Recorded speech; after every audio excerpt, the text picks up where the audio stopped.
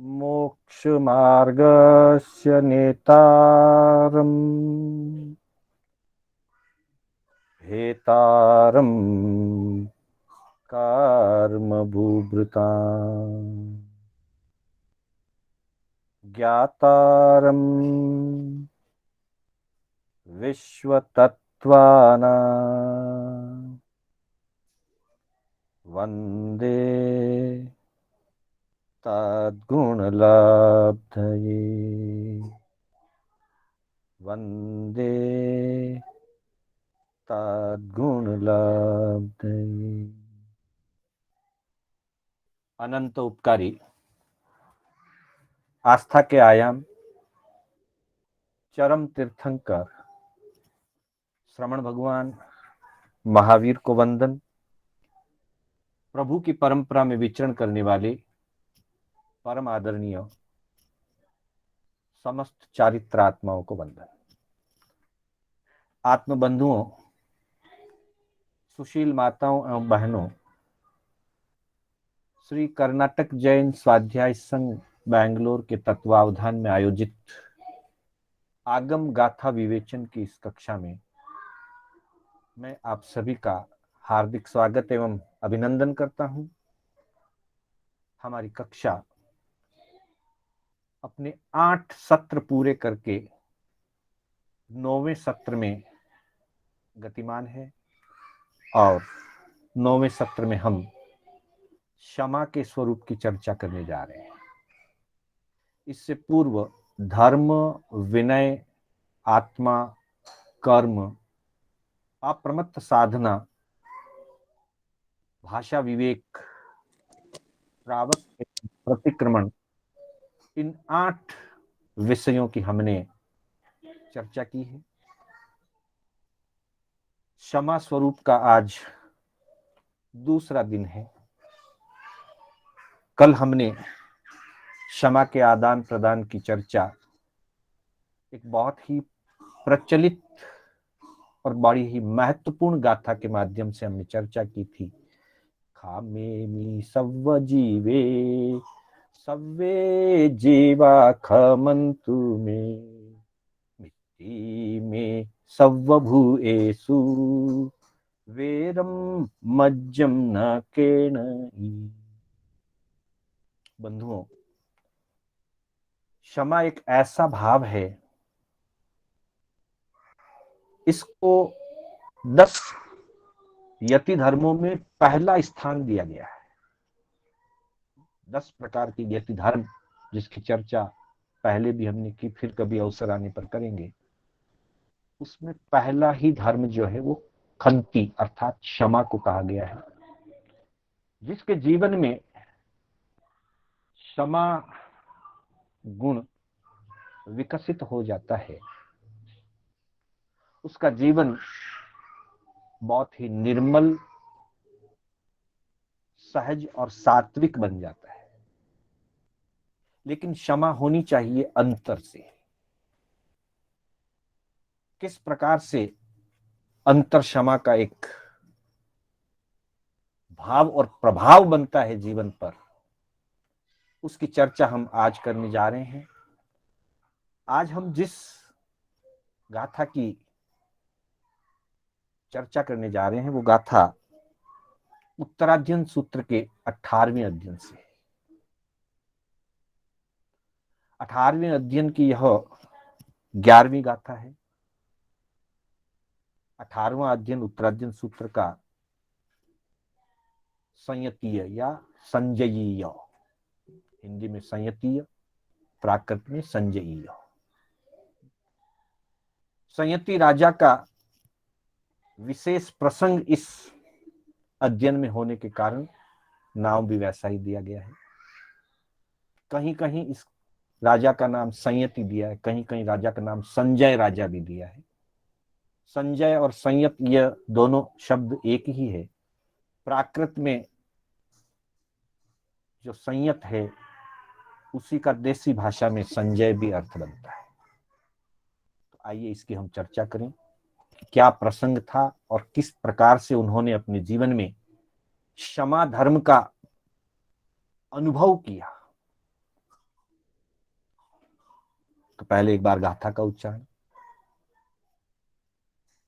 अभौ पथिवा तुज्यम अभयदाया भवाहीय अनिच्चे जीवलोगम्मि किम हिंसाए पसज्जसि।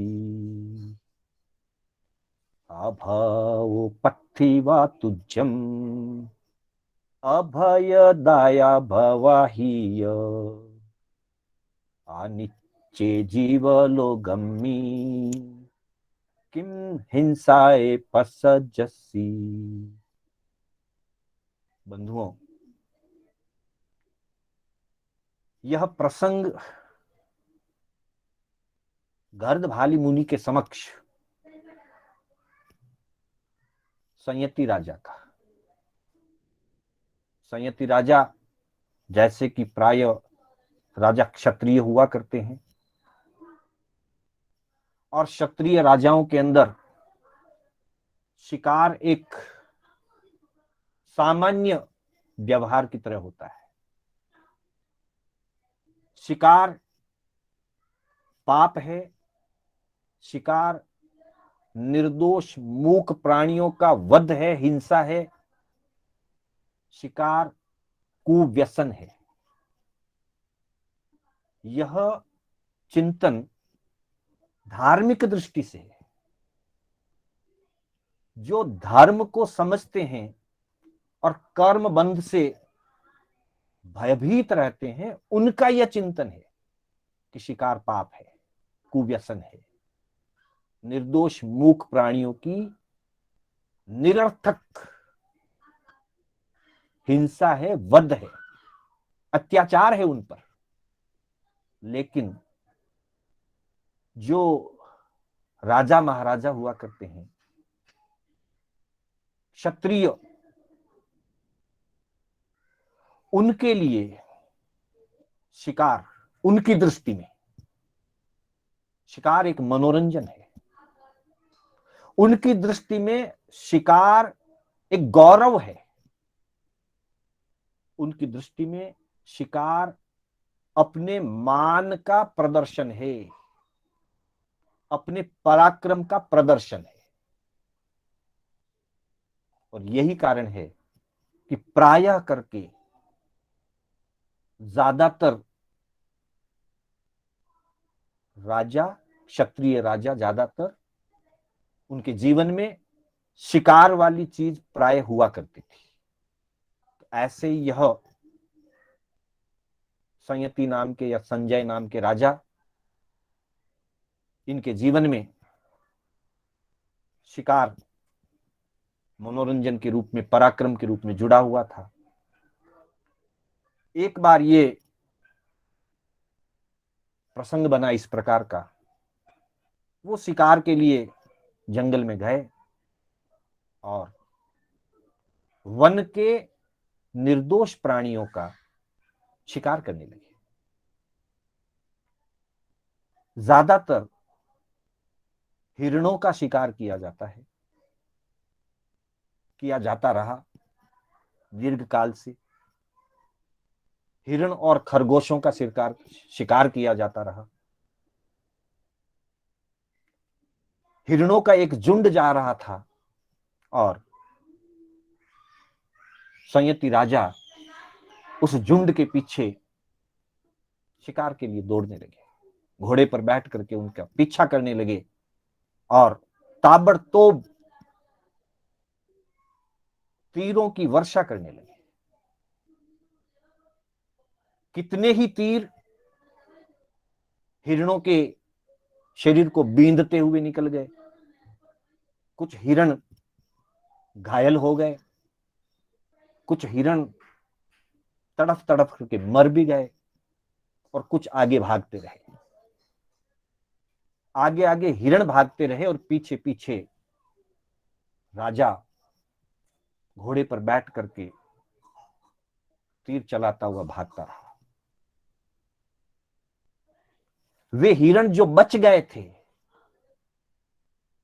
कुछ घायल कुछ स्वस्थ, जो बच गए थे, उनमें से बहुत सारे हिरण भागते हुए, बचे हुए हिरण, गर्दभाली मुनि वहां, जैन मुनि, गर्दभाली उनका नाम था, वे गर्दभाली मुनि वहां ध्यानस्थ विराजे हुए थे, अपनी साधना में तल्लीन थे, और वे हिरण भी वहां पहुंच गए। बंधुओं, यह एक साधक पुरुष के परमाणु, साधक पुरुष के क्षेत्र में एक पवित्रता के जो परमाणु हैं, वे परमाणु उन हिरणों को वहां खींच लाई। वो पवित्रता, वो उस क्षेत्र की साधना भूमि की पवित्रता, हिरण अपने प्राण बचाने के लिए उस महात्मा के चरणों में पहुंच गया। हिरणों को विश्वास था, हिरणों को आभास था कि यहां हमारे प्राणों की रक्षा होगी,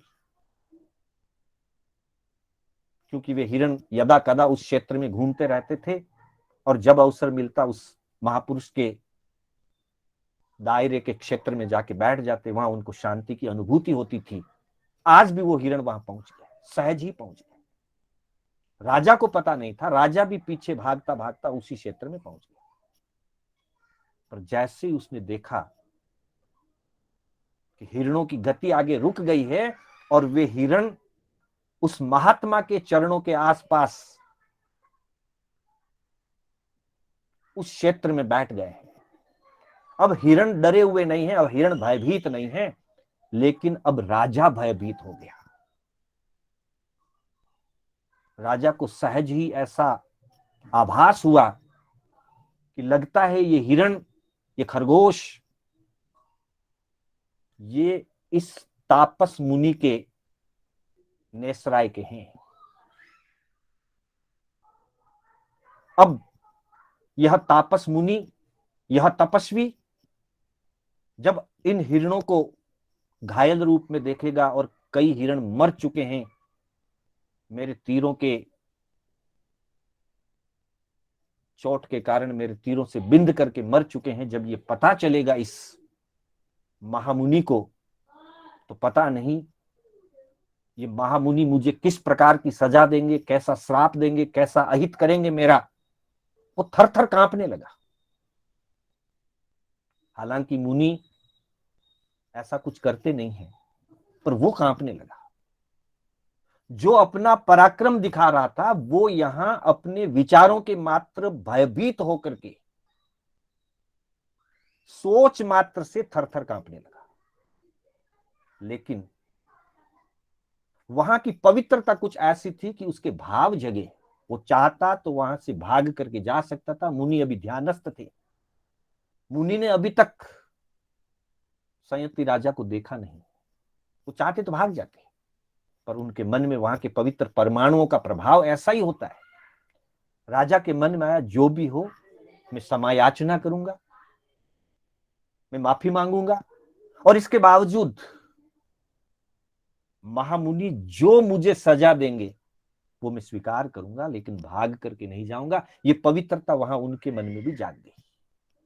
वो वहां बैठ गए, इंतजार करने लगे कि मुनि का ध्यान कब पूरा हो, मुनि अपने ध्यान को खोले और मैं मुनि से क्षमा याचना करूं। थोड़े समय के बाद मुनि ने अपना ध्यान पूरा किया, वहां का दृश्य देखा। फिर भी मुनि पूर्ण समता भाव में सहज है। मुनि ने कोई प्रतिक्रिया नहीं की, लेकिन राजा खड़ा हुआ, हाथ जोड़ करके क्षमा याचना करी, क्षमा मांगी, और मांगा कि आप जो आदेश करें, जो निर्देश करें, मैं करने के लिए तैयार हूं।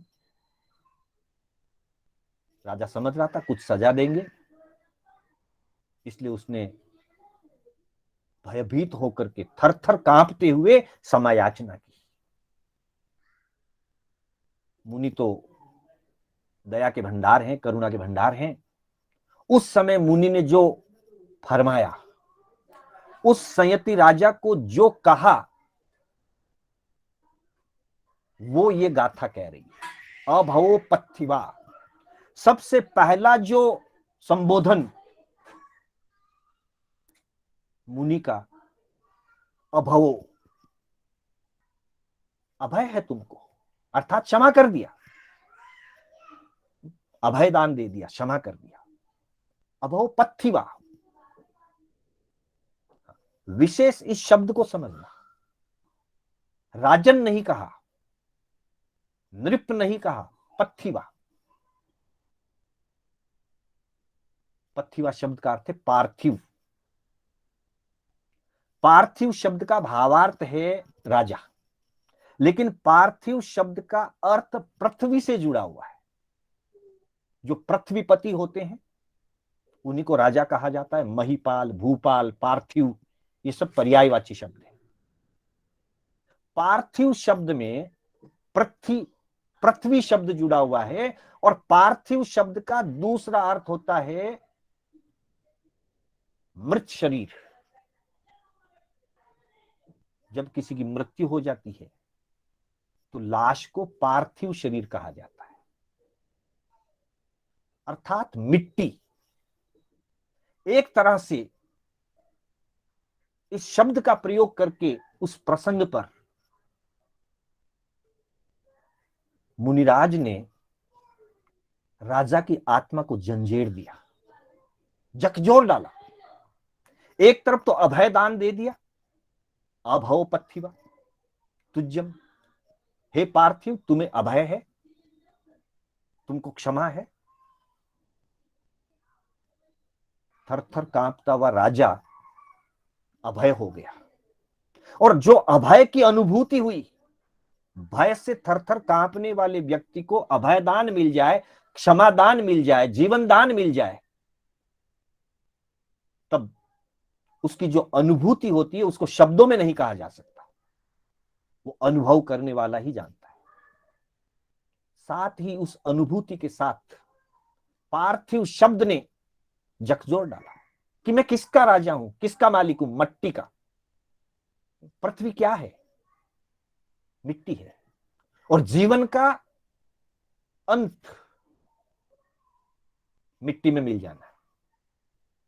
आत्मा तो चली जाएगी, लेकिन आखिर जिसके ऊपर हम राज्य कर रहे हैं, अधिकार बना रहे हैं, गौरव कर रहे हैं, वो सारा यही मिट्टी में मिल जाना है। ये चिंतन खड़ा हुआ, और साथ में मुनि का उपदेश, अभय दाया भवाहियो। राजन, मैं तो तुमको अभय दान दे रहा हूं, फिर तुम राजा हो। राजा का काम रक्षा करना होता है, मारना नहीं। तो बस अभय दाया भवाहियो, तुम भी अभयदाता बनो। और राजा को यह चिंतन जगा कि मुझे अभय दान मिला मुनि से, तो मैं कितना अंदर से आनंदित हो गया हूं, कितना प्रसन्न हो गया हूं, भय मुक्त हो गया हूं। ठीक वैसे ही संसार के सारे जीव मेरे से भयभीत हैं। संसार के जीवों को हम कष्ट, पीड़ा, तकलीफ, दुख पहुंचाते हैं। अगर अभय दान दे दिया जाए तो जो अनुभूति, जो आनंद आज मुझे हुआ है मुनि के एक शब्द से अभव, वही आनंद, वही अनुभूति मेरे द्वारा अगर अभय दान मिल जाए संसार के सब जीवों को, तो उन सब जीवों को भी वही आनंद की अनुभूति होगी। यह राजा के लिए उस समय प्रत्यक्ष अनुभव ज्ञान था। ये सिर्फ उपदेश से नहीं आया, अनुभूति से आया, क्योंकि उन्होंने स्वयं ने अभय का अनुभव किया। और फिर मुनि ने कहा कि तुम अभयदाता बनो, और फिर अनित्य जीवलोगमी, यह अनित्य संसार, ये जीवलोक, ये संसार अनित्य है। और पहले ही पथिवा शब्द कह दिया, पृथ्वी के मालिक हो, अर्थात मिट्टी के मालिक हो। किम हिंसाए पसज्जसी, फिर क्यों, किम यानी क्यों, हिंसाए, हिंसा में, शिकार के द्वारा जीवों की वध करने में, हिंसा करने में पसज्जसी, उसमें क्यों संलग्न हो, क्यों लगे वो हिंसा करने में। मुनि ने अभयदान भी दिया, मुनि ने जीवन की पार्थिवता समझा दी कि आखिर मिट्टी बनना है, तुम कितने ही बड़े पृथ्वीपति हो, आखिर पार्थिव बनना है। उपदेश भी दे दिया, अभयदाया भवाही हो, अभयदाता बनो, मैंने तुम्हें अभय दिया है, तुम भी सब जीवों को अभय दो, क्यों नहीं देते हो अभय। और साथ ही इस संसार का स्वरूप समझाया, अनित्य जीवलोकमी, ये संसार अनित्य है, यहां कोई अमर नहीं है। आज तुम ताकतवर हो, तुम इन निरीह प्राणियों को मार रहे हो, कल कोई और ताकतवर आएगा, वो तुम्हें मारेगा।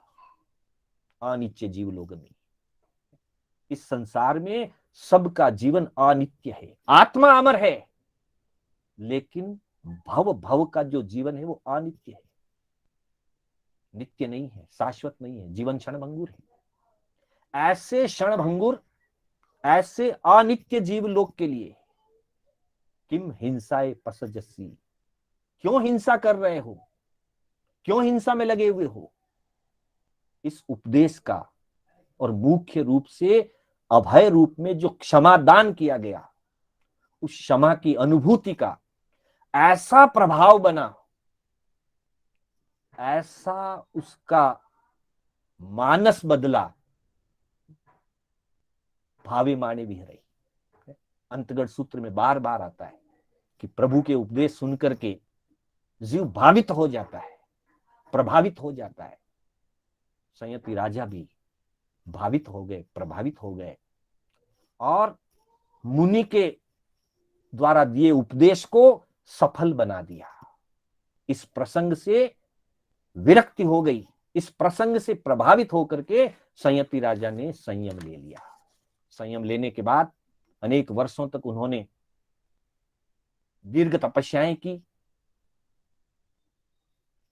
सुदृढ़ ज्ञान की साधना की, ज्ञान और आचार की सम्यक साधना करते हुए लंबे काल तक संयम का पालन किया। फिर बीच में क्षत्रिय राजा के साथ उनके प्रश्नोत्तर हुए, क्षत्रिय राजा के साथ संवाद हुआ, क्षत्रिय मुनि के साथ, मिच्छामि दुक्कडम, क्षत्रिय मुनि के साथ संयति जो राजा थे मुनि बन चुके थे, तो संजय मुनि और क्षत्रिय मुनि का प्रश्नोत्तर ज्ञान चर्चा हुई, और अंत में संयति मुनि मोक्ष पधारे।